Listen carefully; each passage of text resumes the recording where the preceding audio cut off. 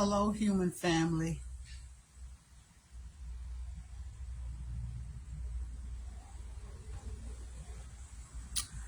I'm sitting in my garage today, as usual, what I love to do in the summertime.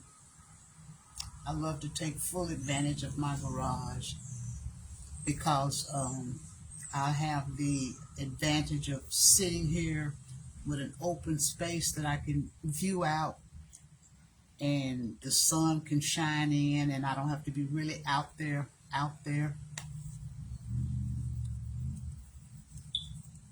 I even sit out here when it's raining. I hope that the majority of you are having a good day. So far, I'm having a pretty good day. Physically, not so much emotionally. And sometimes I wish that I could just, make notes so I can keep my thoughts together. But I'm going to try to wing it today. And I'm going to try to recall what did I put in the title. I think I want to back up instead of starting off my talk about parenting, aging, lessons learned, uh, viewing life from the perspective of where I am now in this season in my life. Boy, I need to write that down because see, I want to go back and address each one of those, and I want you guys to follow me. Now, I know that a lot of you young ones out there, you'll be kind of lost in the sauce. You won't really have a true understanding of what it is I'm talking about. But hopefully some of you guys who are my age can identify and partially get some confirmation from what I'm saying. And I think I'm going to back up now and talk about something that I saw on YouTube. I ran across a couple of sites that they were discussing philosophical type of stuff about aging, and I'm going to just address this one that comes to mind real quick. This one was saying it was giving you viewpoints and pointers on what not to do as you're aging that can make people refrain from you, avoid you. And I want to say that, yeah, 50-50 of what it was saying was kind of relevant, but then I had an argument with it. And what I keep saying I'm going to do and I never do is get in front of my desktop, and when I'm surfing these sites like this and I'm running across this type of information, then I can give you my viewpoints on it at that time that I'm seeing it, where it's fresh and everybody be on the same page.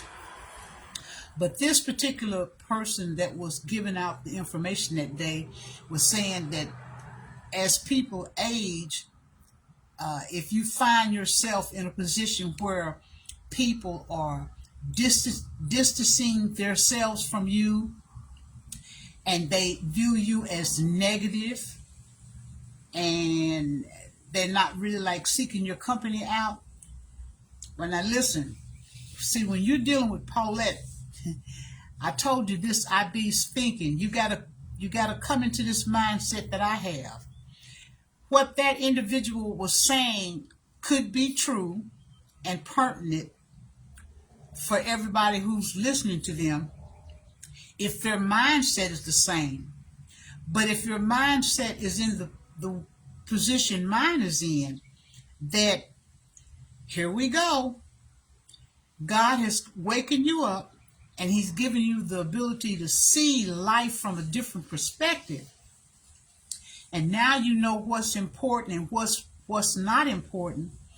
The things that this person is saying to individuals that come across their site on YouTube would possibly make sense to individuals who are not awakened on God's stage, and then they listen to this person that's doing all of this philosophical talking, and they can then try to pursue the avenues that this person is presenting in their outline about if you're being perceived as negative, and people are evading you and distancing themselves from you because of your negativity.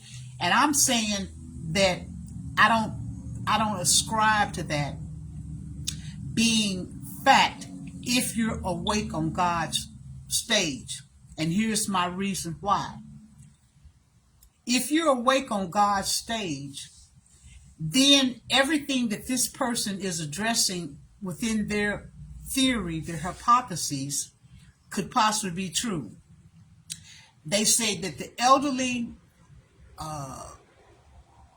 can find themselves in this predicament if they fail to keep their hygiene up. I identify with that 100%. I agree with that one. If you don't keep your hygiene up, and you, because I've seen some elderly people who seem like have just given up, and they have a body odor, they're not trying to be clean.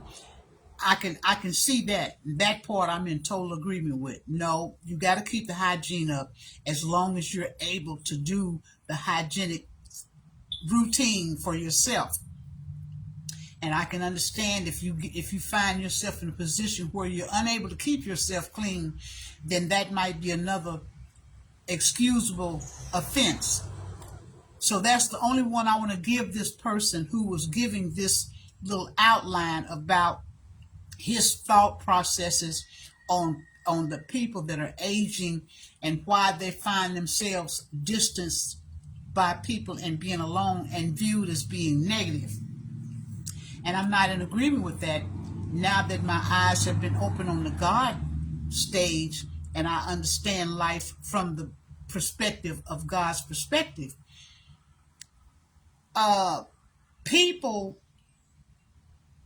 are broken and they don't have any empathy, and then they possibly don't have any life experience to go along with to identify what the population of the aging people are experiencing or going through. So I want to say that if you are just blind and walking through life, the things that this person is saying on YouTube about the process of aging and why people regard the aged people the way they do and treat them the way they do and evade them and possibly try to escape from being around them, it's very well because the person has no life experience of what that aged person is going through and experiencing. The people are lacking in empathy because you don't have the experience of what that person that's aging is going through. You can't identify with them. Then thirdly, the person that is going through the aging process, they're experiencing things in their life that has never been a factor in their life. So they too are being caught off guard, and they're being human, and they're trying to wrestle with all of the things that they're experiencing on a first-time basis, being in the population of the aging group, such as how you're feeling. You can have disease, aches, pains, mysterious phenomena that leaves you constantly guessing and wondering.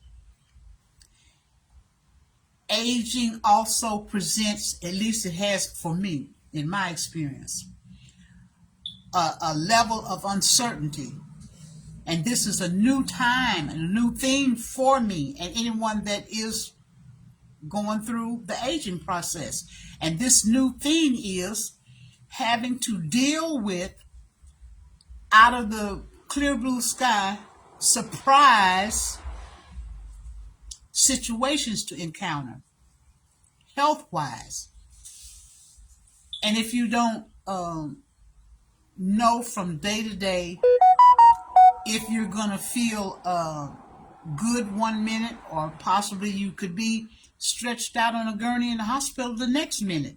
This is something you don't know, because it's a phantom situation. So the individual themselves that's aging, I wish I'd have turned off those notifications. The person that's aging, they're at a disadvantage because they never know from minute to minute how their life is going to evolve through the course of a single day. And if you are already in the throes of a situation where you don't feel good,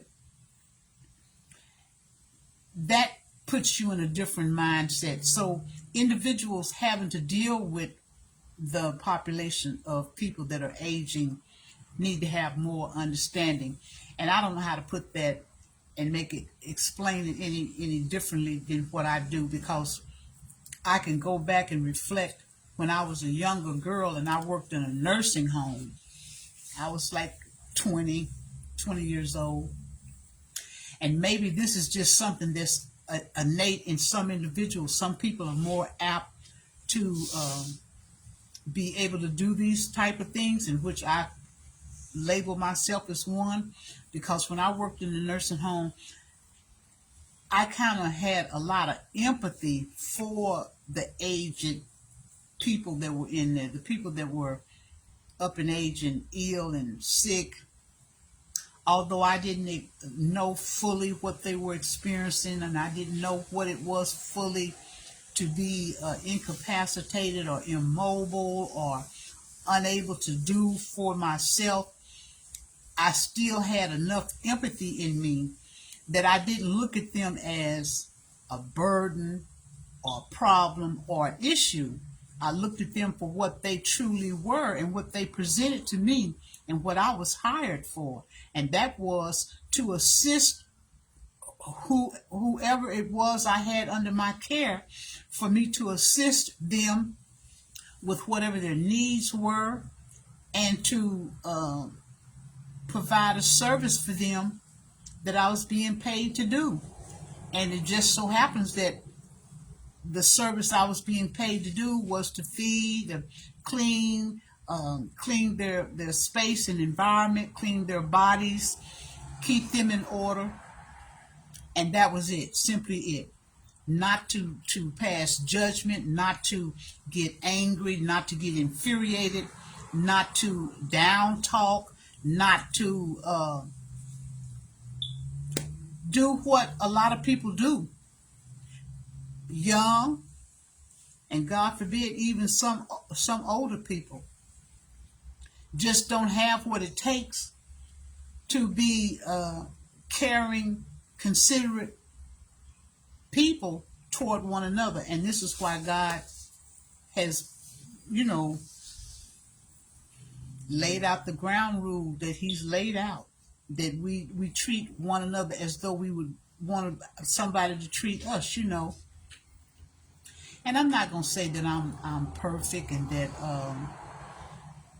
I hit the target every time, all the time. I'm quite sure that I missed the target quite a few times, and I know that I have misstepped in life a lot of times. But addressing that commenter, that narrator on YouTube, who was saying what he was saying about the aging population and what they could do to fix the problem of being more or less shunned by other people. And I was looking at it in this sense, since God has opened my eyes. You don't have to look at that as being shunned, because it takes a lot of energy You have to expend a lot of energy to nurture and foster a relationship. I don't care what kind of relationship it is. If it's one with a mate, a partner, with your children, with your siblings, with your parents, with your neighbor, with your co-worker, with the passerby on the street, with an individual that you interact with in commerce, if you're out moving about your day and you're doing trade and you're exchanging services and goods with individuals, all of this comes into play. Each person is a dynamic to itself that you have to play out and act out. And here's the problem. Not everybody's on the same page. That's why, this talk might become long and convoluted because I'm feeling that way today. This is why I say I love YouTube, Facebook, because I can get on here and I can talk and say what I want to say. I can really do that to God, and I do that to God. But this is another avenue in which I can utilize to get some of my thoughts emptied out. But because people are broken from day one, we start off with a disadvantage. And just like anything in life, nothing can work totally alone. It takes two people, as this sounds really cliche, but it takes two people to tango. So if you have one individual who is privy to the game rules and how the game goes and what their position is and what they should do and what they shouldn't do and how they should conduct themselves, that's fine and good. But in order for the game to work properly and effectively, both individuals have to be on the same page. They have to be in sync. Not only will I be the one that knows that I have to be empathetic toward my partner, my friend, my child, my associate, my coworker, but that individual has to be the same way by me. And just as a debate team, and we see this when they have their elections every 4 years, and they have the potential presidents get up and they debate and they tell the public what it is that they stand for and whatever pros and cons they have. And then you have a moderator, and that moderator is there to make sure that the game runs smoothly. In other words, he gives candidate A 5 or 10 minutes to say whatever it is they want to say, and then the moderator dings the bell or interrupts and say, okay, enough for you, time out, time for candidate B to speak and rebut anything that candidate A has spoken on or has said or shared a different viewpoint or light or opinion on something. That's the same way life is. And look like my video is getting darker. But in order for a relationship to go smoothly and for things to be worked out, both parties have to be knowledgeable about what the ground rules are. So that's what I'm saying when it comes to a person such as myself. And this is not elevating me. This is simply explaining a mindset, a process that I want you to get and understand. When God has given you sight and visibility and understanding, and now you're operating in the world with this new light that God has imparted on you and shared with you. Now you're no longer that individual that's not cooperative, not trying to walk in a different pathway, not trying to be mindful of other individuals' situation, other people's feelings, other people's circumstances, and you're more willing to be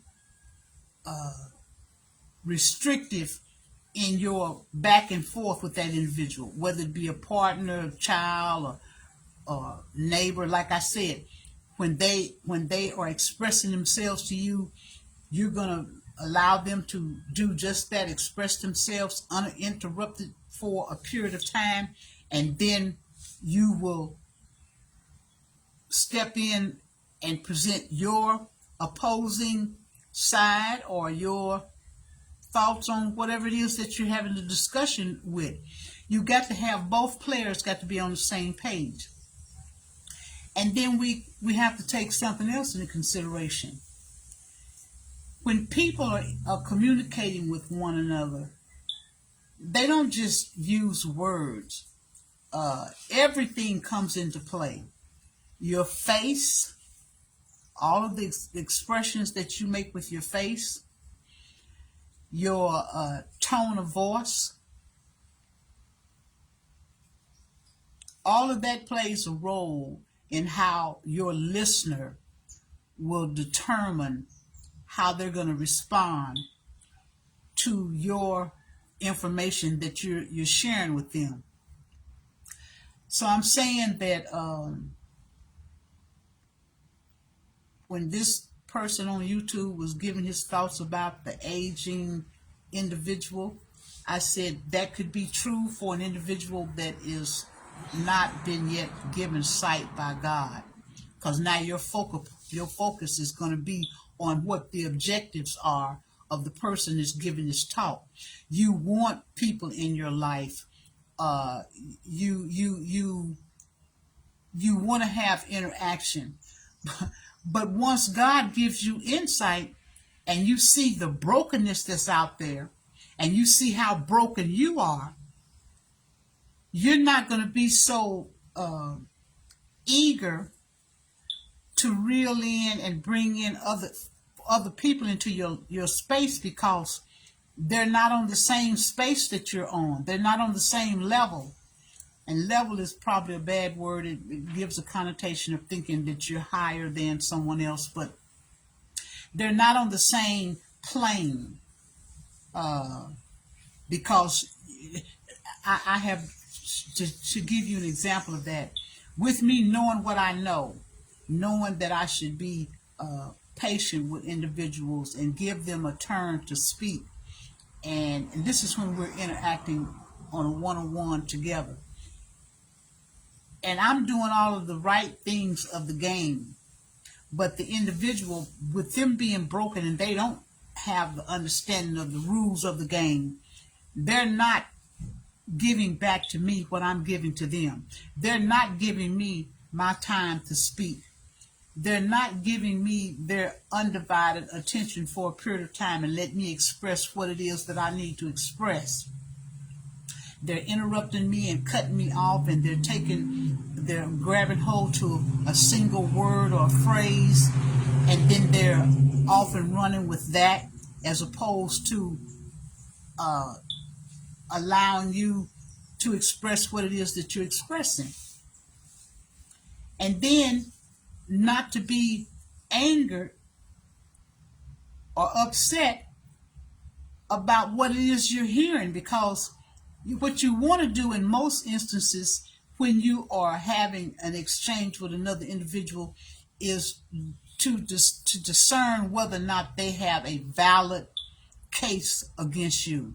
If you're in a feud with someone, you're in a conflict situation, and that person wants to say, well, you're guilty of doing this X, Y, and Z. I don't say that you should just jump off the bat, in a defensive mode. Well, that's not me, and I don't do such and such and such. Really give ear to what the person is saying, and if there's any validity to it, any truth to it, then be willing to accept what your imperfections are, or your flaws, or what you possibly may be guilty of doing. Whether you're doing it knowingly or unknowingly. At least give it a once over in the brain. Do I do this? Do I act this way? Because again, it goes right back to brokenness. Everybody is broken. So where I want to go with that now is to take it back, like I said, to me, because the only experience I can give is my experience.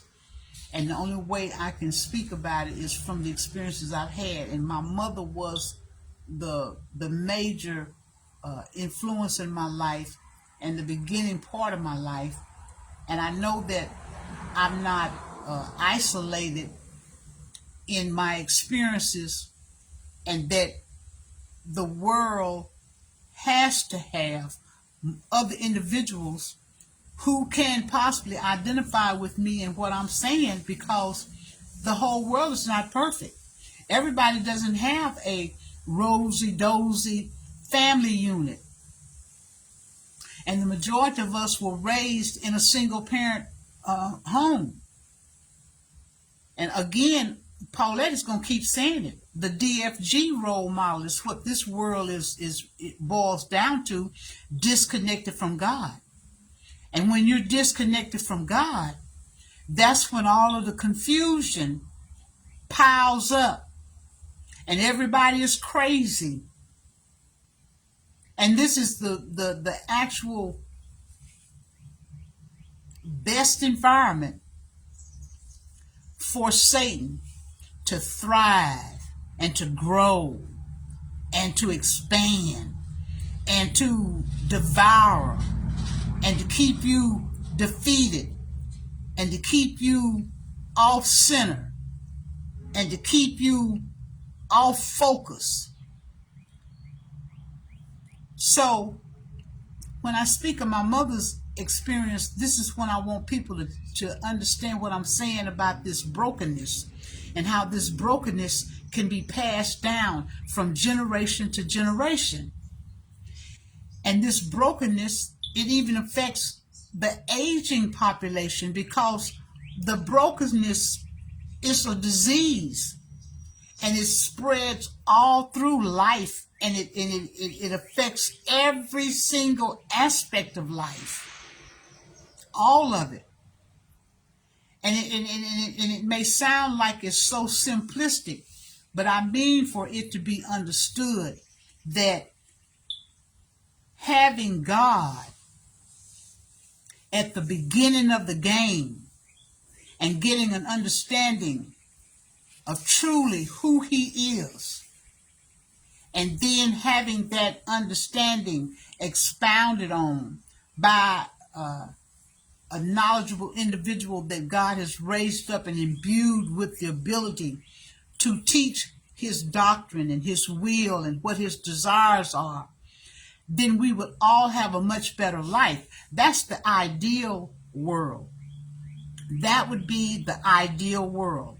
If every single human on planet Earth were connected to the authentic, true God and knew the pathway to travel and was given the ground rules, the basics to function in life, then the things that we encounter now that causes discord, that causes depression, that causes hurt feelings, that causes murder, rape, pillaging of the community, hurt feelings, lack of empathy, all of this stuff could be eradicated and removed from our lives if we had just been given from the start of the game, from the beginning, the necessity that we need, and that is God, who the authentic God is. So when I say that my mother was broken, it's important for me to get across to you individuals that's listening to me that in essence, we're all broken. To what degree we're broken, it depends on what your little nuclei consisted of. You know, not every home is the Leave It to Beaver home, where you got the mama and the daddy's smiling, the mother's smiling, and he's off to work, and the mom is stay at home, and she's prim and proper. When I came up as a child watching Leave It to Beaver and Father Knows Best and a lot of these programs that I know that you young people have never ever heard of, but these people were just pristine, you know. The father was always suited down and worked presumably a professional job, and the mother, she was always prim and proper and neatly dressed and hair done, and the children were all, you know, so perfect. But that was just a made up scenario. That was a facade. That's something that man just made up. That's something that the devil pushed out there. But if the real deal had been given, and that is that everybody knew from the jump street who the real God is and how to maneuver and proceed in life, all these other issues around that would never exist. They never would come into existence. So when I say my mother was broken, knowing the fact of what I'm saying, laying the groundwork to help you understand what I mean by we're all broken. My mother was broken, and I've said it in other lives before, and I don't need to just constantly keep saying it. And I don't know which live to go back and make you guys refer to find out what brokenness I was referring to my mother being as part of. So I guess I'll say it again. My mother was given away when she was around 7 years old. And the way around this situation, her being given away, her and her brother, she wasn't given away in a way that was proper. You know, there was no explanation given to her or anything. She was just told to sit on the porch of this family's home. And then the mother told her that she would be back. And perhaps in her mind, she thought telling the child she'll be back to get her later was a way for her to get out of the situation right then. You know, she could go ahead and walk away from the child and get a little peace. And the child is going to, of course, hang on to what you telling him. You know, my mama says she's going to come back and get me. But that's not the case. The mother didn't come back and get her. So I'm just going to give you a little peep into that. That's how I say she was broken. My mother was broken. And from whatever research that I have done, for those that do research and study stuff like that, when they talk about children experiencing traumatic experiences like that at an early age, it can interfere with their psyche. And naturally, you can just put yourself in my mother's shoes, and you can see how it could greatly affect you and have a large impact on your life for the rest of your life. And that's what happens with all of us. Things that happen to us as children sometimes help shapes who we are and makes us who we are and makes us have our little idiosyncratic positions in life. Some of us have experiences that others don't, and we have no imagination of how it would be to walk in our life if those things had happened to us. I know the things that happened to me as a child, a lot of the things that happened to me as a child helped to shape who I am. I feel like a lot of who Paulette is was formed and shaped when she was a child. So my mother being broken, she couldn't give me what she don't have. Now this, I'm using me and my mother as an example, but this model that I'm talking about, it can exist, and it does exist for the whole entire world. Your parents or your guardian, whoever's your caregiver, they can't give you more than what they have. And so this means a person that's disconnected from God, DFG. They don't know who the real God is. They haven't a clue. No one's there to teach them or to show them this is the proper pathway to go. This is the way that you should go. Then naturally you're going to be confused. You're going to be in darkness. I can't help but say what I'm going to say next, which sounds a little bit like on the teaching side, but it's really not. I'm giving you information to try to help you see where I'm trying to come from. But if everyone were biblically connected to God and had understanding of who the real God is, none of this other stuff that we experience in this life just wouldn't be a factor. But because Satan has thrown out so much confusion, he's taken God's model and he's tampered with it, and he's switched up things, and he's taken out stuff, and he's put things in, and he's called God a liar, and then people having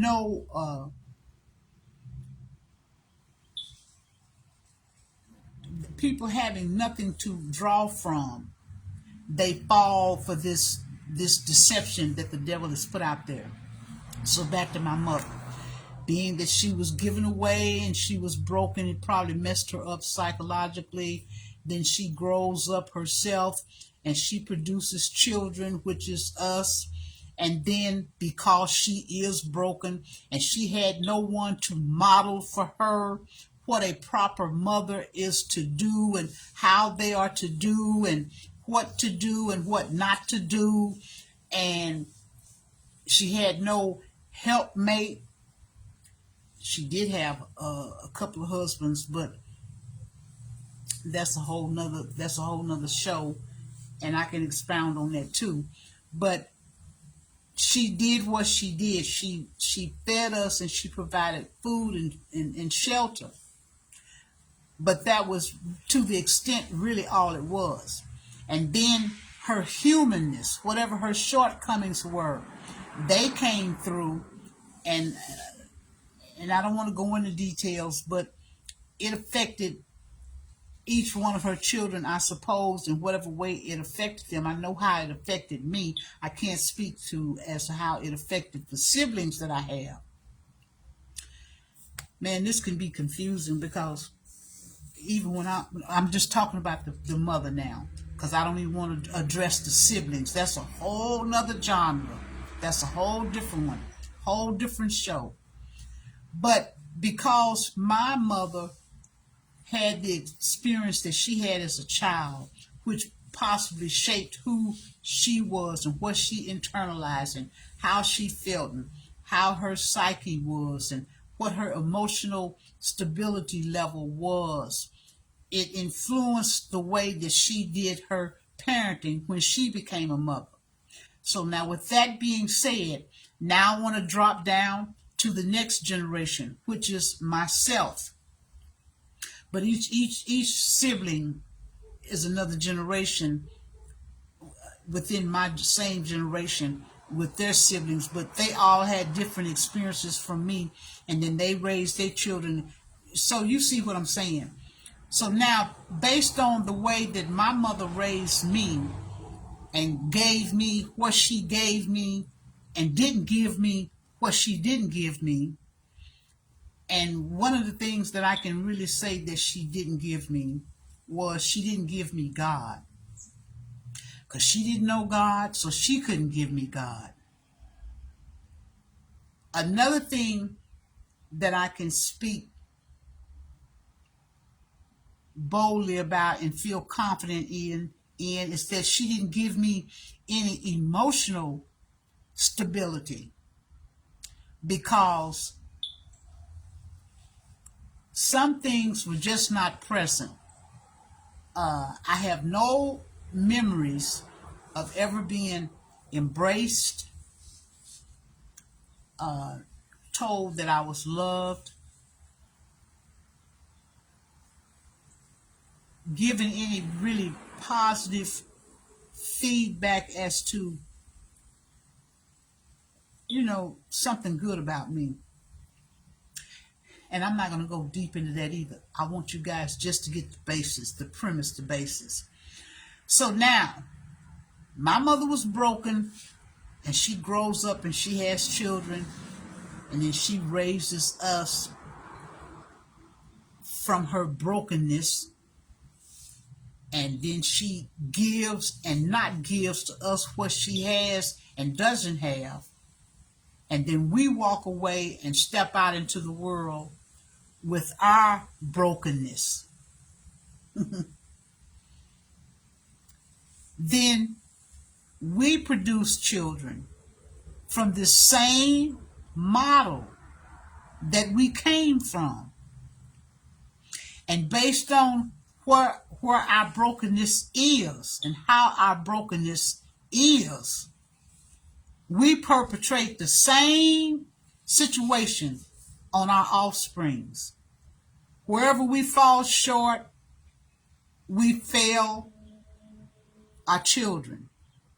We fail to give them what it is that they need to have a healthy environment. Now I'm going to step away from that model for a minute and say something else. And this is part of the world. This is part of the Satan's fixture. When you are a single parent, in which you should have never been a single parent in the first place, you, myself, and no one else should ever have been a single parent in the first place, irregardless of what the world may say to you. But the model that God presented, there should be no bastard children. But it is, because we already know the game plan. Satan is the great deceiver, and he's the one that has confiscated God's truth and model and screwed it all up. So therefore, you're going to have bastard children, because you're going to have people that are going to keep sinning and doing the things that they do and that they shouldn't do, because God has spoken against doing those things. And doing those things, and we know that it's wrong, it produces what it produces, and that's offspring that shouldn't be here, which I'm a product of that same model. I by God's role model, I shouldn't be here. And then I have repeated that process myself. So I'm saying this to say that the brokenness my mother had in raising me, and that failure to give me what I needed to properly thrive and grow, I can't give to my children what I didn't receive. And then I'm going to internalize some stuff, and I'm going to move and operate maybe not in the same exact way that my mother did, but it may be some variation of it, or some type of a similar model that takes me back to my college days. I read a book called I'm Okay, You're Okay. And I hope I don't get confused, because I read lots of books. But in this model, it gave a scenario of, if you take a child and raise them in a home with a mother and a father, and if the father is an alcoholic and the mother's not, she doesn't drink at all, the child will grow up and perhaps take from one of the parents what it wants to take and dismiss what it doesn't want to take. It may say, well, I don't want to be a drunk like my daddy, but I don't want to be a total absence from drinking anything at all, so I'll just be a social drinker. I'll drink a little bit, but I won't get sloppy drunk like my daddy. But in this book, I think if it's the right book I'm talking about, they talked about this very same situation. If you take the child and take them out into the woods and put them out there and leave them, and they don't have an input from a mother or a father, and the child just raises up on its own. I don't know how that would be possible, but say it did. based on this person's hypotheses, then you would have an individual who was truly who they are, because they're not having anyone that they're role modeling after, and so they're growing and evolving to be who they are. If that makes any sense. I used to like to delve into the psychology of stuff, because it can really get your juices to flowing and you can really start thinking. So I'm saying that to say this, that in the broken model in which I was raised, having a broken mother, a lot of the things that were broken on her that shaped and helped her to be who she was had an influence on me. And although I may not have taken every single thing that she had and internalized it, but because I was nurtured and raised by someone who was broken, that I didn't get, or that I should have gotten and I didn't get, I worked it out. And I'm like this kid in the forest. I kind of, just grew, and wherever the chips fell, that's where they fell. So now, here I am, an adult. And then I go out and I conceive children. And then based on my mother's model, from what I can see, I did take from her model that I should feed my children. I should clothe them and provide a place for them to stay. But to the extent of all of it, I just didn't handle it. I couldn't handle it. And that's going to bring me to God's model. Being that I was a single parent, that was a job that was, and that is, astronomical in its totality. It's very hard to be a single mother. It's very hard to be single parent, because there are some fathers who are having to wrestle with that same thing, being a single parent. But single parenting is very, very difficult. And it's very difficult in today's model, and you need to stop and think, why would it be very difficult in today's model? Because for one thing, the single parent is responsible for so many things. Just think about it. If it's a shared responsibility, if you got someone to share that responsibility with, it's not as bad. But when you're a single parent and you're trying to do the thing right, you are naturally going to fall short, because it's a nearly impossible job to do. You're not going to raise, and that is not a constant, and that is not a 100% valid statement either. I want you to understand, when I'm talking, I have all of the stuff that I need. So whenever you're thinking what you're thinking, I've already probably considered that. I do know that there are parents, single parents, who have raised what appears to be good and strong and solid adults. Adults who are achieving, adults who have accomplished, adults who are doing great things. But in reality, we don't really know. Now, it looks like, everything don't have to be the way it looked. That single parent that raised that look like good child. And perhaps they are. I'm not saying that they're not. Perhaps they are.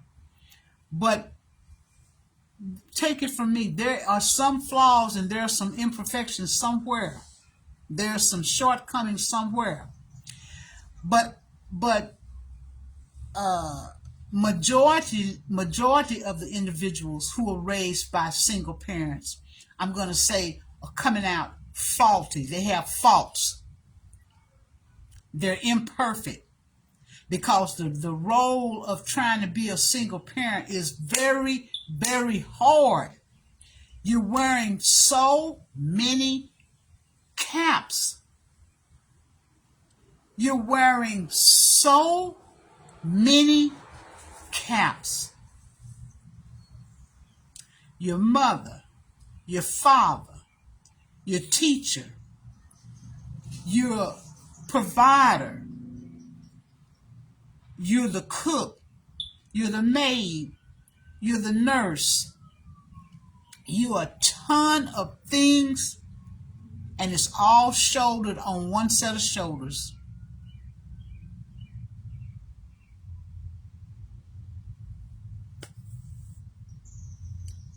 Everything that you can think of is resting on one set of shoulders. That single parent.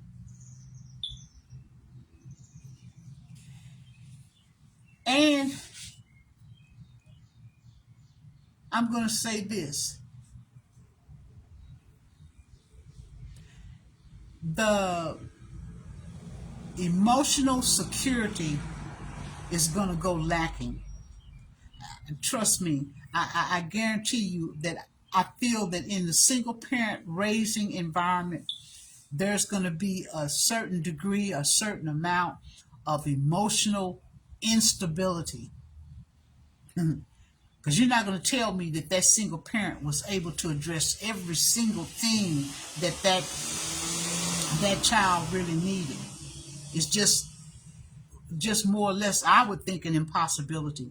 Because you're the breadwinner, you're out working. Perhaps you're out working 8 hours a day. Some people may be working 16, 30, or 40 hours, or I don't know, working a whole heck of a lot of time to just keep the house level, to keep it from sinking.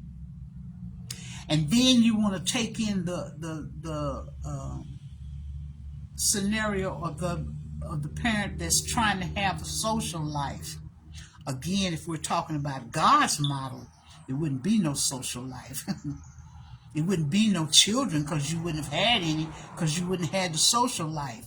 But because we're not raised under God's model, and we're broken, and we come from brokenness, and we come out here and get into the world, and we start living the world's model, the broken model of the world, we're going to do just that. We're going to try to be a single parent, and then we're going to try to, in the meanwhile, get us a mate in the mix too. But what you've actually done is just drug in some more trouble on your shoulders, because now the same situation you've drawn into your life, you already have the issues with. Every last one of us got a suitcase, and in that suitcase is packed full, jam-packed, with a bunch of crap that came with us from our home environment, from our little nuclei that we were raised in. I know that some of you guys got to be following me. Like I said, you young ones probably done dropped you off way back a while ago, but some of you older ones, you should be able to see. And then some of you older ones, yeah, you know, you kind of flighty too. You don't know nothing. God speaks about y'all too. There are those that are old and have gray hair, but they have no wisdom, no knowledge, no understanding. So what I'm speaking here is I'm trying to share what it is my learning experiences are, and what I've learned in my seasons that I learned them in when I was. So I'm gonna go with this next. The issues and the problems that I may be having with my offspring may not be the issues that someone else is having with their offspring. Where was I fixing to go with this, Paulette? But because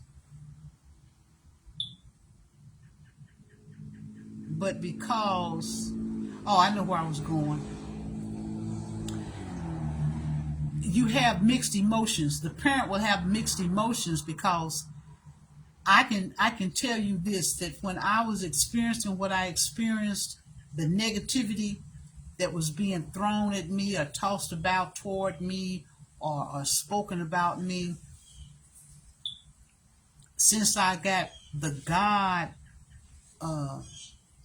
vision, and I can see and understand God's model a little bit better, I'm not saying I understand it fully, but I understand it a little bit better. I'm not so quick to jump on the bandwagon to beat my offspring up and invalidate anything that they may have to say about me. It would have been one time that I would have struggled against or fought against anything that was spoken about me from them in the way of denial.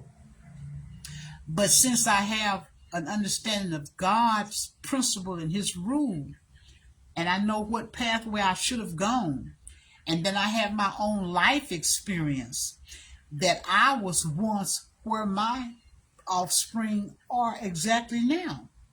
I too, that's the advantage of being elderly.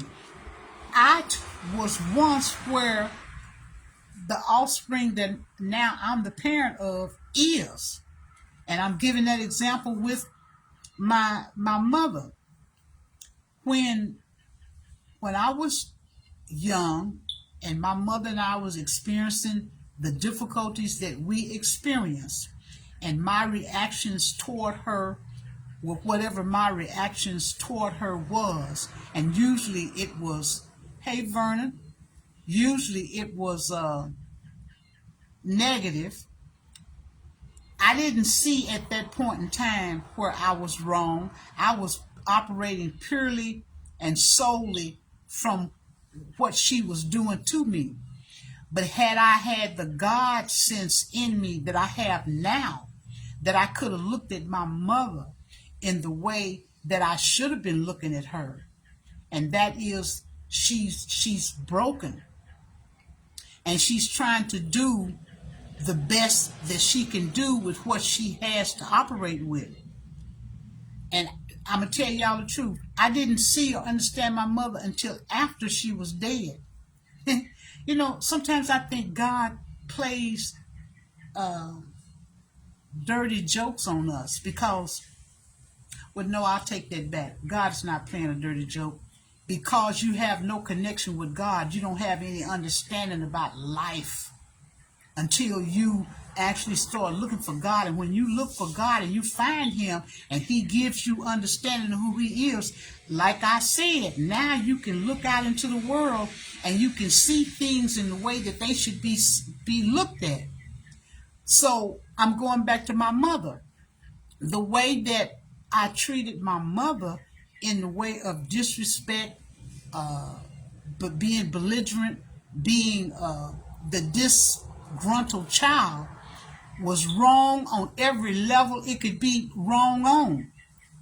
But if you take the advice of the people in the world, which I did do because you're confused, like I said, you're operating from this broken point, this broken position in life, so you don't have anybody that can give you any clear direction in which is the right way to go. They can only give you what they feel, what they think, and a lot of times what they feel and what they think is not the right thing.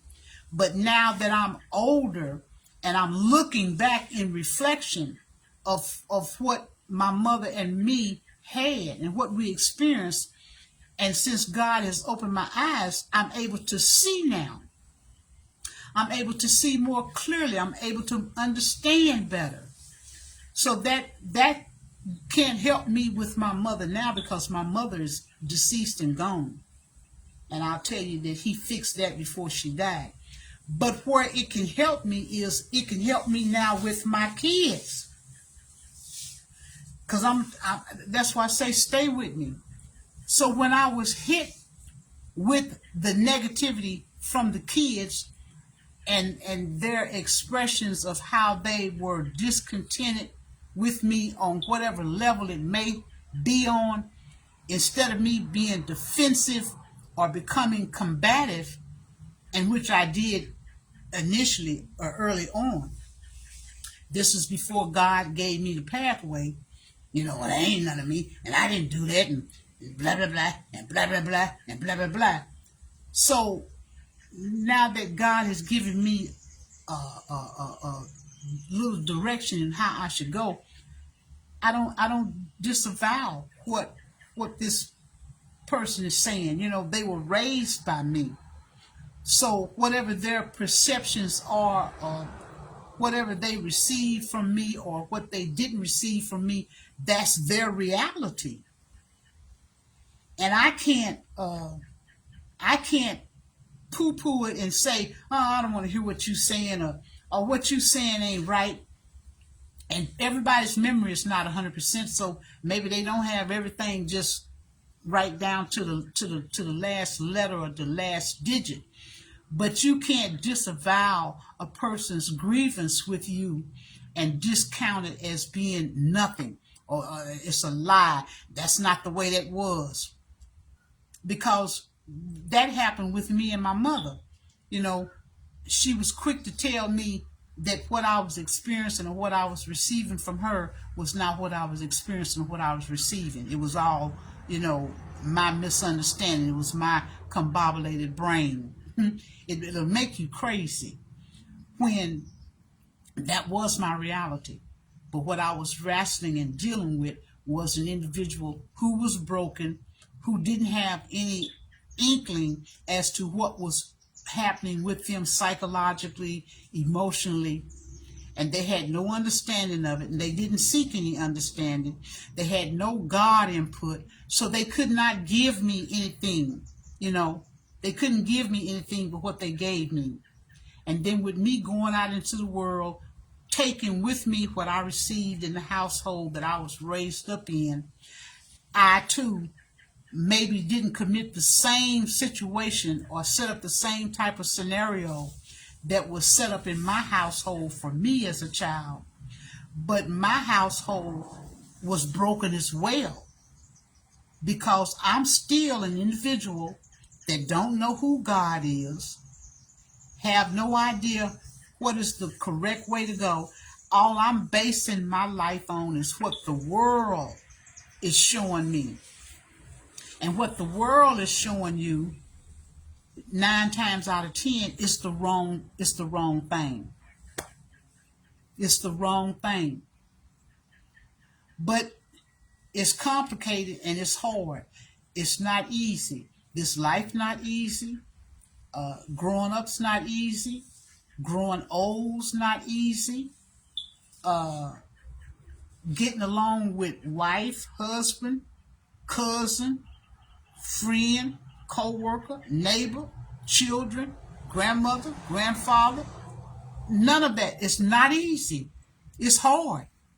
Because each one of those pairs, mother, daughter, father, son, each one of them requires work. And if each one is coming from a broken spot, it's going to be a lot of work. Because you got a lot of stuff to tear down. And I've had a lot of time to sit and just think. After going through and reading God's Word, the Bible, after being led to the teacher and getting some information from him and understanding and clarity about life, I'm able to look back and see the places that I veered to the left when I should have went right. I'm able to see things differently. And so I guess it's kind of hard to talk without telling you guys what's currently going on. But currently going on now, I have a situation which I'm probably sure everybody in the world does. I have a situation going on in the family where I'm not the biggest fan right now in the eyes of my children. And when it started off, I started off with a lot of anger and a lot of attitude, because my position was from the world. But you remember, I told you God has tapped in. So for a period of time, I stayed under the umbrella of the world. What you mean you got an attitude with me? What you mean? You mad, you upset. Some of the things that's going on, I'm not going to say is totally 100% all on me. But I'm saying I understand, because when you're thinking in the world's frame of mind, I'm saying I worked, I took my money and I used my money correctly, And when I mean I used it correctly, I bought clothes, I provided a roof over the head, I tried to have a safe environment, keep it from being a place where predators can come in and misuse my children. Uh, I tried to do the best I could, and I provided food for them. But like I told you a few minutes ago, a single parent can't do the whole program by herself or by himself because there's too many hats to wear. You are the breadwinner, you are the cook, you're the nurse, you're the maid, you're the whatever, the doctor, you're whatever. And then you're trying to have a life of your own, and sometimes it can get overwhelming, you get too much, just a lot of stress. And I know the way that I used to handle mine was I thought I was doing a good job if I just maintained my job, working and getting my check and putting my money where it was supposed to go. And in my brain, where it was supposed to go, every dime was to make sure that the children I produced in this world were provided for. But apparently that wasn't enough because I left a lot of emotional gaps there. And I have to own up to that I left some emotional gaps there. But I don't feel I should be led to the guillotine and my head chopped off because I fell short. And I'll tell you why. Because I'm human. And just as I spoke about my mother being broken and how I did the same to her that my children perhaps are doing toward me, and that's holding some grudges or holding some type of attitude. But when you stop and think about it in the right perspective, I had no cause to be upset or mad with her because she was only operating from what she could operate from. She couldn't give me no more than what she had. And what she had, she gave me the best part of that because I can give her at least this much credit. She did provide food for me and clothes and shelter. And that right there was astronomical. So, like I said, when God wakes you up to what it is that God's model is, now you understand. Now I'm in a position where I can understand why God says, honor your mother and father. He really don't care what kind of mother and father you got. He really don't care. I can say this about God with all confidence. He don't care what kind of mama or what kind of daddy you got. And I done seen a lot of different variations of both types of models. But when God says honor your mother and your father, and I'm going to keep it on me, when those times arose that I wasn't honoring my mama and I was being disrespectful, I see it as what God say, you reap what you sow. Sometimes, I see some things as this is a reaping period. You're reaping some of the things that you sowed. But to make it explain to those out there who maybe are going through something right now with their parent, mother, father, grandparents, whoever it is. This is why it's so vital for you to keep yourself in line, because at the end of the day, the only person you can be responsible for is yourself. And I'm even exercising that now, being the parent. I can't do nothing about the kid. I done all I could do for the kid when I birthed them. See, and they don't stop and think, because I didn't stop and think. What my mother went through when she birthed, first of all, she put her life on the line when she had me, because she could have died. And then the years that she did dedicate to feeding me and clothing me and sheltering me, that stood for something, So, I'm kind of like in the middle now. I'm looking back at where I was wrong and could have done better, but I should have had more knowledge. I didn't have the knowledge or the understanding then. Neither did my mother. But if I'd have just had the knowledge I got now for myself, then I could have conducted myself in a different fashion. In other words, whatever my mother did, she did it. But long as I kept myself in the way that God expected me to be, then I was good to go. And so now that I'm the exchange roles, now I'm the mother. And then the children that I produce are under me, and they're not being 100% the way that I would prefer them to be to me, or how they treat me. But I'm understanding that they're only operating from where they can operate from. And that's really an emotional place, because I didn't give them the same thing my mother didn't give me. She didn't give me no God. She didn't give me no emotional stability. She just gave me the rudiments of life, of, the existence, the things to exist in life with: food, clothing, and shelter.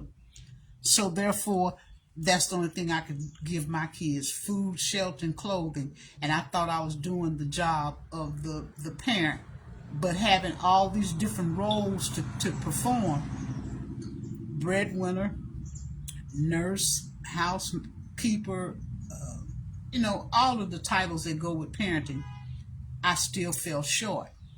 So this brokenness that was passed on to me, I've just passed on to my kids. And this cycle is going to repeat itself, because when my children, and this is the part I find funny sometimes, when I be saying, when I be thinking, whenever I receive something in the way of negativity from the kid, I laugh and say to myself, oh, your day coming. Your day coming. Your day coming. And that's the same thing I say to people who might be in the mindset, well, I stay away from her because she too negative. I stay away from her because she talk. Your day coming. Your day coming. And you ain't going to see yourself as being so negative. You're going to see yourself as doing just what the world do. The world is pushing out people. The world don't listen to people. They don't hear. They don't hear that, well, I don't feel good today. They don't care about your not feeling good. If they're able to get in their car and ride down the street with some music, bump, bump, bump, and smoking on a blunt, their life is good. They have no idea what it is to wake up on a daily and not know from 8 o'clock to 8:15 how you gonna feel. They have no idea what it is to be sick, and to be sick to the point where you are scared and you asking God, am I gonna get through this?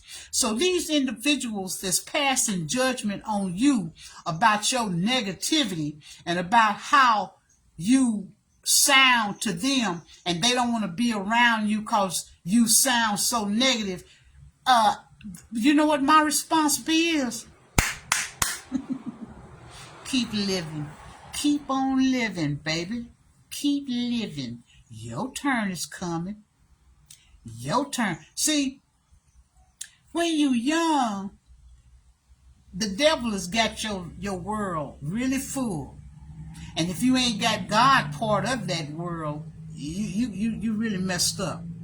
Because you're focused on that job, and on that job you focused on doing the job, and then on that job you're having interactions with people, and then you get off that job and you come home and you dealing with that wife or that husband or them kids, or that wife, husband, and the kids. You're dealing with the electricity, the gas, the water. You're dealing with cooking the food. You're dealing with going to the store. You're dealing with the car breaking down. You got a life that's busy, that's full. And you ain't got time to really do nothing. You just constantly stressing. You under the grind. You got to keep it moving. And for a single parent, I can really express this good. You working hard to keep that stride going. Because you know that you looking over here and you looking to the left, and I got this 2-year-old. Over here I got this 3. They ain't got no food. I got to keep going out here humping and grinding, So you busy. But as you get that task completed and done. And it's a lot of times you probably laid up, I know I did, and thought to yourself, oh my God, am I going to come through this, Am I going to meet the electric bill? It's so much I got to talk about and so much to say. So, I mean, you can listen if you want to, and if you don't have to. But once you get that job done, you can see how you can be so protective of your emotional stability when it comes to your kids and they making accusations to you about certain things that you may not even be aware of, because you're thinking to yourself, well, hey, wait a minute. Wait a minute now. I was working so hard trying to make sure that you had shoes on your feet. I was working so hard trying to make sure that you had your hair fixed nice and neat. And I'm going to say something about that, because I've seen, even in my own family, I ain't going to call them names, but they know who I'm talking about. I've seen people who didn't even bother to comb their kids' hair. Hair be looking like they was straight from the bush, African bush. And them kids love the dirty drawers they mama wear or don't wear. But I was one of those mothers. I kept my daughter's hair looking presentable and pretty. But anyway, you go to thinking the reason why you're not going to let your children, what you call poo-poo on you, is because you're knowing what it took for you to get them children where they are, and that's grown and up out of the house. And God forbid if you go beyond grown and grown. God forbid if you continue to be supportive and backing them beyond high school, and you find yourself off into them 30s. You know what I'm saying? It'd be kind of hard for you to take any type of situation from somebody that you've gone to bat for that seriously. But I still say that that's when I had a learning spurt. I had a learning growth, because I was like, wait a minute. Don't get so mad at them for the attitude that they displaying or that they having. Rightly, they shouldn't be having it. But I can understand it, because like I said, coming from a broken home, which I came from a broken home, I'm going to say it again, I could only produce a broken home. So the children that I brought into this world, they're not 100% whole. And neither is 99.9% of the people that you run into out there whole. They're not whole. That's why you have what you have. You have the broken marriages. You have the crime that you have. You have the neglect and the abuse of the children that you have. You have all of this stuff in existence because it comes from this brokenness.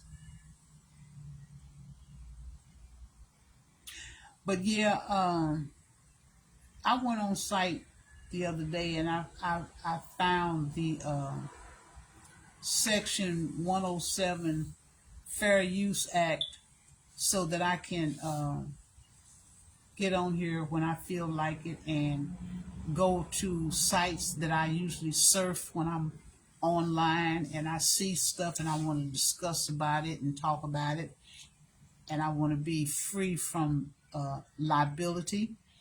So I want to express that these are just my views and opinions and my commentary on what the current events of the day are. But I feel a lot more comfortable and safe when I'm discussing the personal things about life, because I'm going through a transition now. And I can't help but equate it back to my mother, and knowing that some of the same things that my mother experienced with me, I'm experiencing them too. This all goes back to there's nothing new under the sun. Everything that happens to me is on repeat. It's on repeat. Life is on repeat. It's just different characters, but it's on repeat. The things that happen to Paulette, they happen to somebody else, but it's just under a different name. I know it gotta make sense. I can thank God for this, that some of the things that I have seen or witnessed on online didn't happen to me. I've seen some pretty horrific things to transpire with individuals. Uh, I see where God provided an out for me and kept me safe while I was going through my different situations, my different scenarios, my different storms, my different ups and downs. I see where God provided an out for me, and coverage. Um, and I'm even seeing it now. And life is scary. It's very scary. Um, I tell you, getting on this Facebook talking, sometimes it can be where you're saying to yourself, I don't want to say too much, because if I do too much talking, I'm going to tell everything. But right now, I've already said quite a bit. I'm kind of like don't care. I kind of like don't care, because at the end of the day, what does it really matter? Uh, we're all gonna say goodbye. We're gonna be gone one day, so it's not gonna matter. And what you think about me, it really doesn't matter. Uh, People are gonna talk. People are gonna have attitudes, and it's all because of what I said. Broken. Everybody's broken, and that's just simply the whole the whole thing in a ball. Everybody is broken, and everybody's operating from brokenness. And that's why you got so much confusion. That's why Satan has set the model up the way he has. He knows that if he can keep you confused long enough, your time will run out. And you'll be dead. And once you're dead, and you're on the other side, and you experiencing hell, he done won. And so, this live has really made me feel better even now, because I know what I need to do. I need to get back on my grind and stay focused. Stay focused on Jesus, because there is a scenario in the Bible. And again, I don't want to be doing no teaching. I'm just talking, so I'm not going to be real specific. But there was an incident, so I can't recall names and the names of the groups, but I know that it's there, because anything that I done seen or read, I ain't forgetting it. But there was an example given where the Israelites were in a war, and I think they were in a war against the Moabites. I don't know. Like I said, don't quote me. And Moses was sitting up on the hill, and he had the staff in his hand. And so the Israelites was down there. They was battling. They was fighting. And they was losing. Stay with me. They was losing the battle. They was out there on the battleground fighting, but they was losing. And here Moses was sitting up on the hill. He was holding the staff. But when the Israelites would look up on that hill, and they look up there at Moses holding that staff, they start winning the battle. And every time they dropped their eyes away from Moses, they would lose the battle. But if they kept their eyes on Moses with the staff, they was winning. So I'm going to say that to say this about life. I'm at the stage of my life now where I must keep my focus and my eyes on Jesus, on the staff. Because that's what the lesson was. That's what God was trying to convey to us and show us in the scripture. That if you keep your focus on Him, you're going to win. Even though we know we're going to die, even though we may be going through some situation that's horrific, if we keep our focus on Jesus, keep our eyes on Him, don't pay attention to the world. Don't mind what's going, because you know what? Another thing this social media is good for.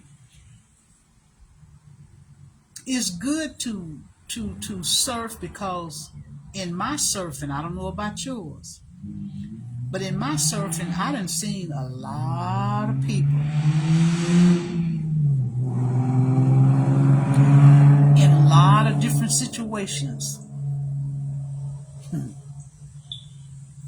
That's much, much, much, much, much, much, much more worse than mine.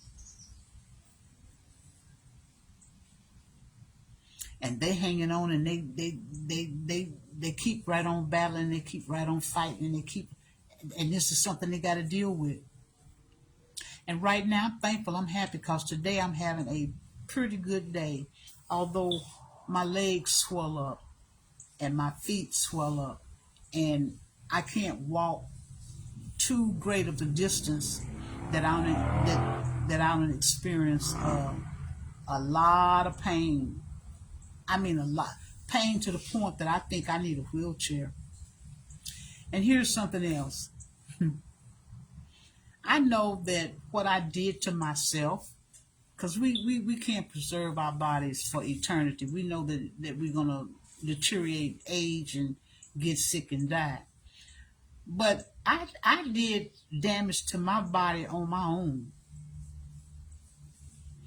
And that's through that old nasty cigarette smoking. I caused that circulation problem in my lower extremities of my body, which is why I had to have a stent placed in my leg. So I'm constantly aware that I could, and I don't want to speak into existence that I have a fear of, but there could be a possibility I could wind up losing my legs and having to be in a wheelchair. So I try to rally and relish in the thought of having my legs today. And even when I'm walking and I have a lot of pain, I say, Paulette, push through, because you still got your legs. You're still able to walk, when some people are not able to walk. And I could be one of those down the road. I don't want it to be, but, there's always a possibility. So I'm learning just from recognizing, and it's not easy to do. You can't stay top of the game all the time. You can't stay focused all the time. You need to practice, and I need to practice staying focused more. But life will beat on you, and life will kick and stomp you, and it'll come at you from so many angles till it'll have you. I done said this before in one of the videos. It'll have you like a fool that's been backed up against the ropes. You getting hit from every kind of, the kids is hitting you. I ain't got this, and trust me, I don't want one, because I have a living husband to this day, and we won't go there, but he's where he is and I'm where I'm at. He thinks in his mind that he's divorced from me. I used to think that, but after I got a revelation from God and I understand, I know that he's still my husband, even though he's with some other female and have been for the last 40 years. But God don't recognize that he's with. God recognizes me as being the wife. So, that's just him and his darkness. But I'm recognizing that I even get caught up sometime, and this is why I watch Gino so much. This is why I talk with God nearly 24/7, even in my brain without moving my mouth. I'm just talking God, because I see the seriousness of it. I see the relevance of it, that I got to stay focused. Or just like those Israelites that was out there on the battlefield fighting whoever it was they were fighting, they were losing the battle because they wasn't keeping their focus on Moses and the staff. And I think what was associated with Moses and the staff was that every time they looked up there and they looked at Moses with the staff, they were supposed to be thinking about Jesus, keeping their sights on Jesus. So I'm going to say that with life. In life, as you're traveling life's road, you will find yourself at some point in some time being bombarded, being stoned with so many rocks and pellets and bullets coming from everywhere.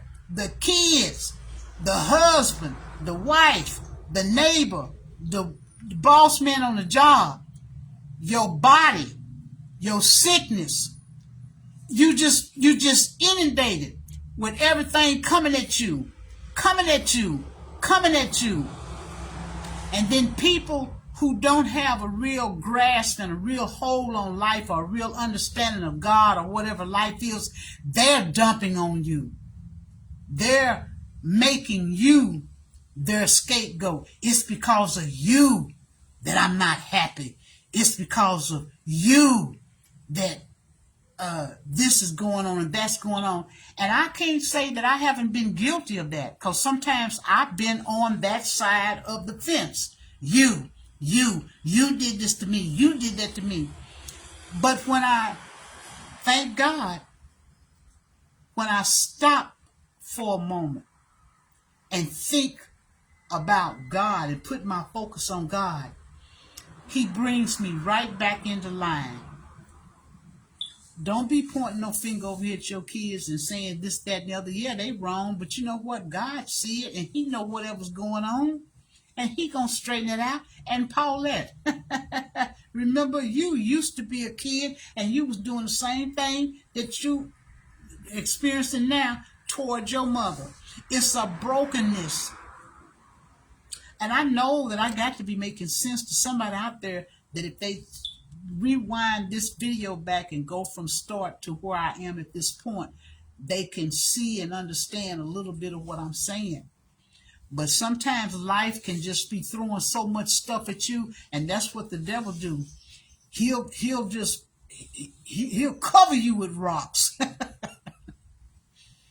I've had some days I've sat up here in this house, and I ain't gonna even say that it's been too far away, that I have said to myself, well, you know what, God, I'm ready. Because of any people that I know, above all people I know that there's nothing on top of this earth that's important. I see people on this Facebook all the time, and they place importance on stuff that ain't important. They act toward you like, I don't know. I just got it. I got it. That we're all nothing. We came from nothing. God formed us all from dirt. We're going to go back to dirt. Nothing that we do on top of this earth is really amounting to nothing. You can look at whomever you want to, and you can see that their legacy is nothing. When you look at the stars and the entertainers that they done build up for you to glorify and for you to want to try to copy and imitate, them people ain't nothing. And at the end of the day, when they dead and gone, you forget about them. You forget they even ever existed. And what can they? Nothing. They can't do nothing for you. When you look at me as the mother, well, I'll give you an example. When my mother was alive, it was easy for me to just keep shaking my finger at her. It's because of you. You doing this to me, and you doing that to me, and I feel this way because you do. I might have been true in what I was saying, but it didn't change nothing. It didn't correct nothing, but I could have managed myself. So that's what, now I'm in that spot. I'm the mother, and I'm getting this done to me. It's because of you. You did this, and you didn't do that, and you didn't do. Well, I ain't none of God. And my mother, she wasn't God. I ain't perfect. And God knows my mother wasn't perfect. You ain't perfect. And sometimes the things that we find ourselves in, we put our own self in them. Man, I tell you, I done went through the whole circle. I done sit here and thought to myself, what if you hadn't never had no kids? You know, but then guess what? If I'd have never had no kids, guess what I'd be sitting up here saying? Because I done had this happen to me. I done had a friend say this to me. What if I had chose not to have no kids? You know what I'd probably be sitting up here saying? This will show you how stupid we people are. Oh, I wonder what I'd feel like if I'd have had a kid. Maybe they would have did this, maybe they would have done. We ain't never satisfied. So if I choose to not have had children, then I probably would have been sitting up at this late stage of my life saying, wonder what it would have felt like to have kids. Now that I got kids, and I'm seeing what the game is, and I'm seeing what the issues are, and what circumstances come about from being a parent, it ain't too good. And I see on this Facebook where people like to get on here and showboat their kids. You know, I got the world's best daughter, the world's best son, and then you ain't got nothing. You got a human being that's gonna fall short just like you or me. Ain't nobody special, ain't nobody perfect, and that's the part that's hard for people to swallow. But it's not hard for me to swallow. It's very easy. That's why I probably proceed in life the way I do now. It's probably why I look at individuals the way I look at them. And you can say whatever it is. You can say I'm being negative. You can say I'm being jealous, hard. No, I'm just looking at it from the way that God intended for us to look at it. You ain't nothing. You ain't special. You ain't no big deal. The president ain't no big deal. Beyonce ain't no big deal. Jay-Z ain't no big deal. You ain't no big deal. Paulette ain't no big deal. No, ain't nobody no big deal. My grandbaby ain't no big deal. Your grandbaby ain't no big deal. Ain't nobody nothing. Ain't nobody nothing. But the big deal is Jesus and where you stand with him. And when you take that last breath, here we go, Paulette, with that last breath. But when you take that last breath, where is you at with Jesus? And the time to make that preparation is over here. And that's what I'm coming to terms with.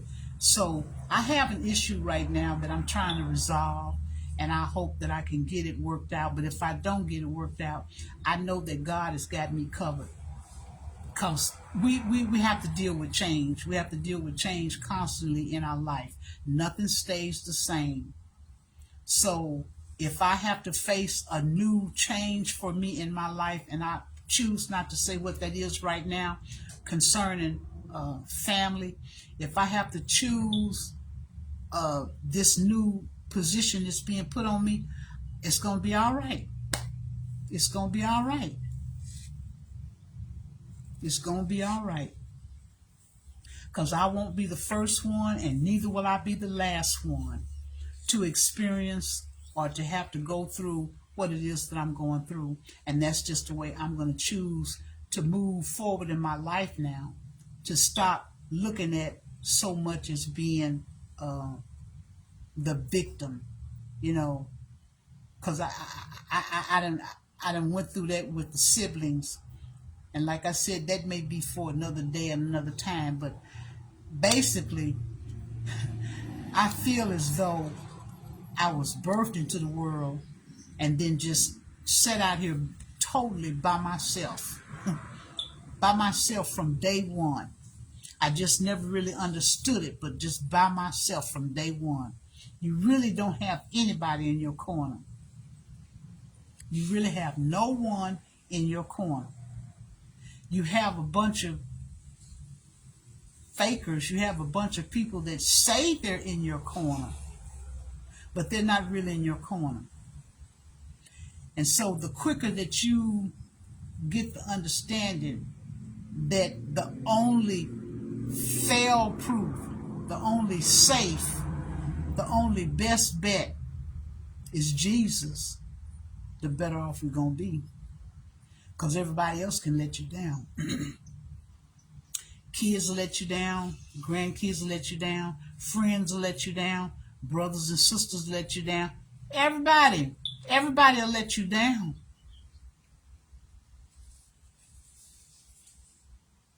But God won't.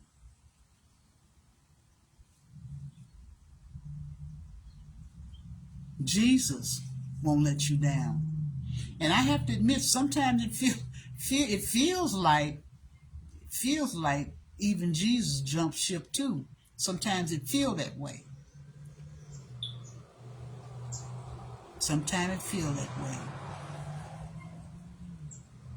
So, like I said, I need to stay more heavily in prayer so that I can be in a better state of mind, because that's what the devil do. He jumps on your head and he fills it up with a bunch of crap. He fills it up with a bunch of minutia. And then you sitting up here worrying half of your day about a bunch of stuff that you shouldn't even be bothered about. You know, actions that people do and words that people speak and things that people do and what you do and what you don't do. You should be thinking more closely on Jesus and getting a better grip, better hold on Jesus, growing in your root system.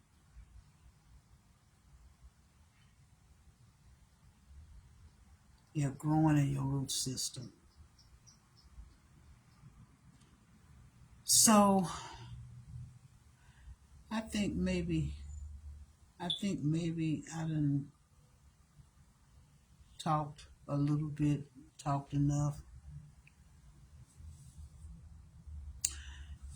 Yeah, when I get off of here, I'm probably I'm telling you guys this, but I'm already I'm seeing the devil. It's just not fair. It's not fair, because I sent something out today and still yet haven't received a response to it. So I'm seeing that all is the devil. Just get your mind off of it, Paulette. Just do what you say you're gonna do, and that is just constantly keep praying to God and keeping your focus on Him and moving forward and thanking Him so much that I feel all right now, that I'm not hospitalized anywhere.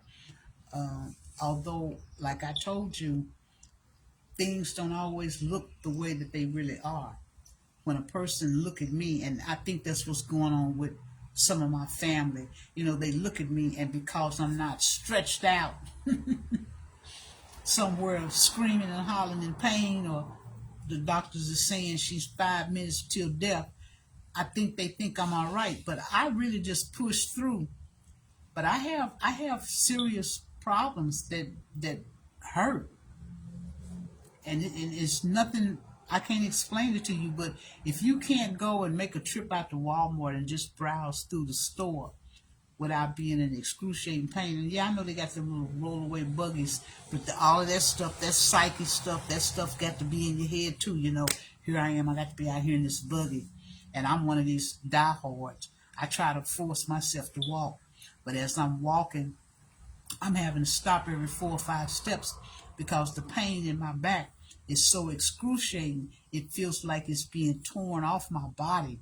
And then the right leg feels like it's going to just give out. Sometimes I think I'm even going to fall. You know, boy, I tell you, this getting old is for the birds. And you're dealing with your psyche, your ego. And that's what I wanted to say too. Younger people, they can't identify with even the possibility of not being able to do whatever it is you want to do. And this is something else that an older person has to struggle with. That you once used to could do, and that you did do, and you just hop up and do whatever you want to do, when you want to do it, and how you want to do it, and now you can't. Some of these sayings, they come from a real good place. The mind is willing, but the body ain't able. I'm experiencing that. That's what I'm going through now. My mind tells me all the time I can do whatever I want to do, but my body lets me know, no, you can't. Because I got out here in my yard one day last week, and I was trying to dig up some grass, and I wanted to position some stuff in my yard. Well, I felt energetic enough, and I felt good enough as I was sitting down to do whatever I want to do. But when I got the shovel and the hoe and all this other stuff, and I started trying to do my project, I couldn't even go 5 minutes. I was winded, my back was hurting, my leg was hurting. I had to find somewhere to sit down, and I mean quick, fast, and in a hurry. But you know what? The personality of a person, Paulette, I'm like, I'm gonna do this. So I got a chair and a couple of chairs and a table in my front. I sat down for 5 or 10 minutes, and then I got up and started redoing what I was doing. And then when I get tired, I'd sit back down again. Then I get up and I said, oh, this ain't gonna work. So I quit. So now I'm recognizing I'm able to still drive and go wherever I want to go. Cause like Sunday, I hopped in the car and I said, I'm gonna go out and do a little shopping. Well, like I said, Walmart was a no. Because when I got out and went in there and started walking around, I was very afraid that I wasn't going to even make it back to the car. So I got back to the car and sat down. But the stubbornness, the Paulette that's stubborn, I went to the next store, which was Burlington's. And I went in there and I leaned on the buggy and pushed it, and I walked around that facility for a little bit. And then I got in my car. And I forget where else I went. But I'm just saying that these are things that someone who's not my age group would have no understanding of. So whenever you are in my company or in the presence of someone, and then that's not always the case either, because I was with my 98-year-old relative about a month ago, and I looked at how she was getting around. She's getting around better than me. She was able to walk and didn't have no pains walking. She showed me the little exercise routine that she does, and I thought how blessed she was. And no, she wasn't negative, and no, she wasn't complaining about anything, but she had nothing to complain about. At least she didn't present nothing that she complained about. But me, it's different. I do have something to complain about. I do have a reason to express that I don't have a good day. That something is going wrong, that's going awry. And I've had a long period of time that I've dealt with doctors and had to go and have all type of prodding and poking of my body. And that can tax and wear you out too. And I've had things going on with me that I look at. I don't even come to this Facebook and talk about, but I'm saying it today. I've looked and seen where one day I had like a black line up under my eye, and I can't help but think, well, is this part of the cancer that I have in my blood? Is this the kind of stuff that happened, that be these mysterious things going on? And like I said, I'm not stupid. I can go to Google, and I got the name of the cancer that the doctors say that I have. And so if I wanted to find out all of the ins and outs about that cancer, I could find out, but I don't, because I choose at this point in time in my life to live in the darkness of the knowledge of what it is that I actually have. But I know this to be a fact, and the fact is that it's going to take, there's no cure for it, and it will take me out of here. And that's the part that I don't want to, I don't know, I want to get things right. I want to get things right. So that means even with people, individuals, get it right.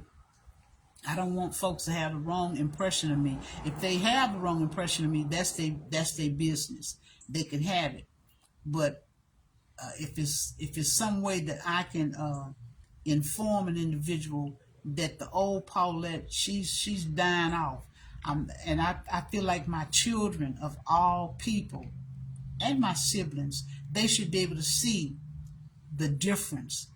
But I tell you what, sometimes people are just that so into themselves.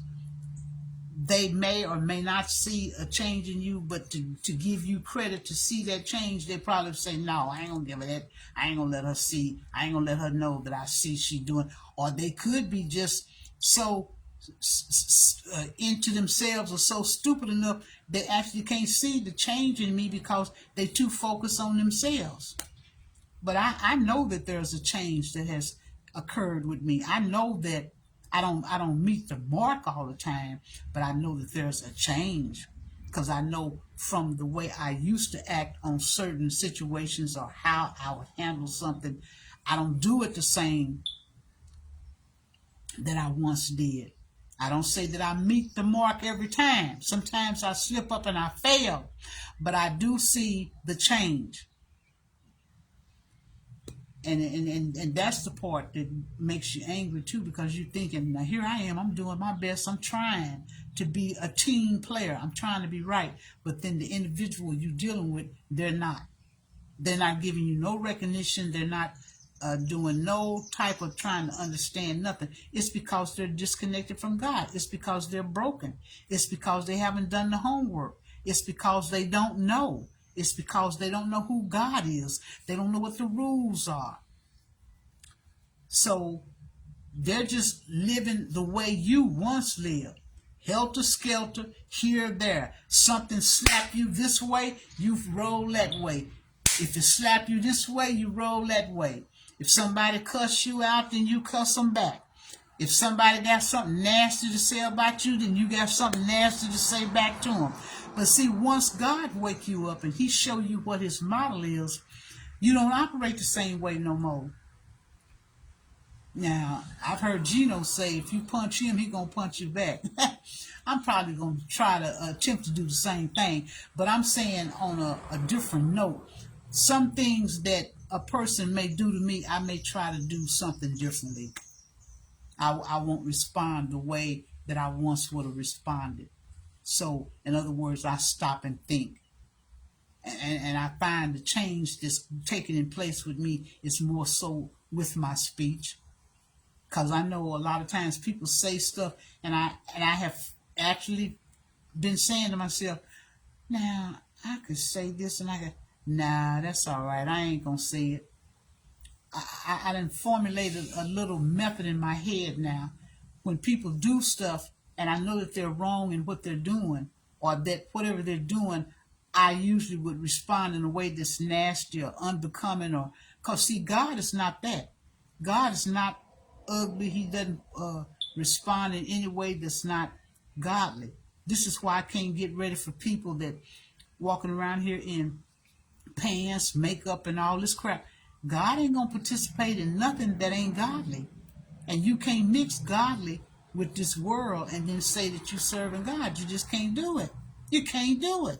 So I don't care how many times a woman smear on some lipstick and then holler she loved Jesus. That's not gonna work. I don't care how many times Paulette run to the casino and peck on a machine and then holler, I'm a Christian. It's just not gonna work. Because the two don't mix. They don't mix. And it's no need of me getting mad about it when somebody say something. It don't mix. So what I find myself doing more so now is when things are transpiring or happening, I be thinking, God's seen it. So ain't no need of me responding. If you were to do something negative toward me, I just mentally make a note and say to myself, God's seen it. And that's the attitude I was going to take with the current situation I got going on. But I thought, well, I'll go ahead and reach out with this one last attempt, to try to be a peacemaker or to have a conference, or let's try to sort through this. But now if that doesn't work, then I got no choice but to deal with the cards that's being dealt to me. And that is going about my business and just keep my eyes and focus on Jesus and try to stay strong. And know that I'm going to have good days and I'm going to have bad days. And in my good days that I feel all right, take advantage of it and be grateful and thankful and keep it moving. Because the time's going to come where that's not going to be the case. So, I don't know. I may come back later. I done really talked myself a good long time now. I don't know how long I done talked, probably about an hour. I see Vernon stayed with me. At least he kept the phone on, even if he moved on or doing something else. But I appreciate you, Vernon. I hope that God is providing for you and keeping you comfortable and at peace mentally. Because when you become one of these members of the council game, I call it, that's what I call it, the council game. Um, that's part of the game that you don't want to be no part of. But I'm so thankful that God has blessed you to sufficiently take care of you and do what He does. And the same for me. Um, I'm thankful where I'm at, even though there's no cure for mine. I'm thankful to God to be experiencing the good days that I am experiencing.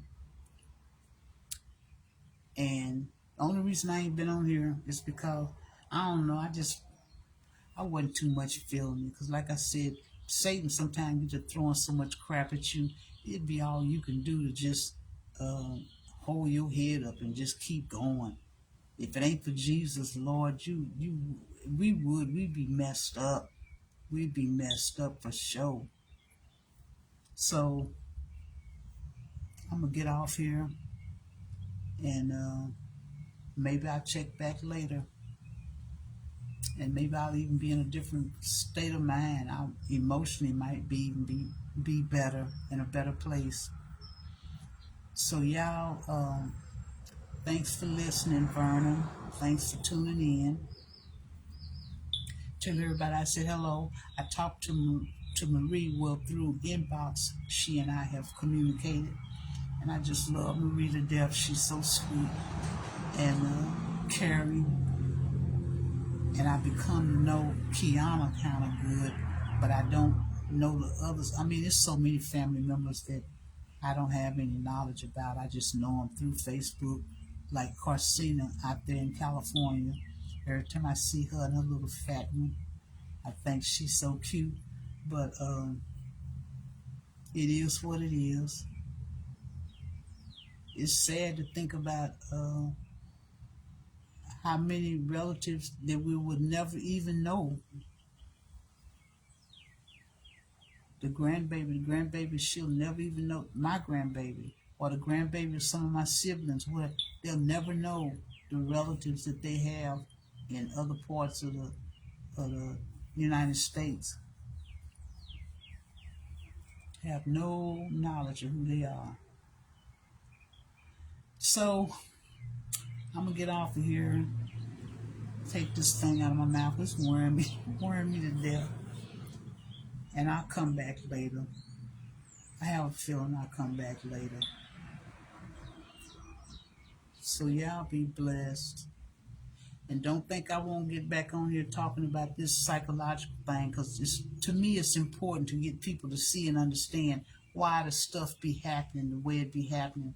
Because you can't get nothing but brokenness from brokenness. And if your understanding can get brought in line with what's going on, then you can understand your life better.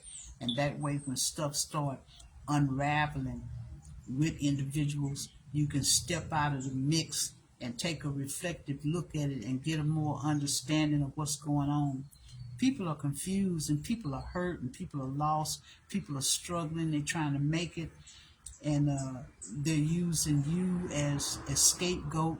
If they're experiencing difficulty, hard times, financially or whatever, emotionally, they want to throw it all on you. It's easy to say you know, you causing me this and you doing this and you doing that. And we got to take a little bit of ownership to some of the things that we're doing, that we are doing. So y'all, I'm going to let you go, and I will talk with you later. I love you, Vernon. Tell Love I said hello. And be blessed. Open your Bibles and ask Jesus for an understanding.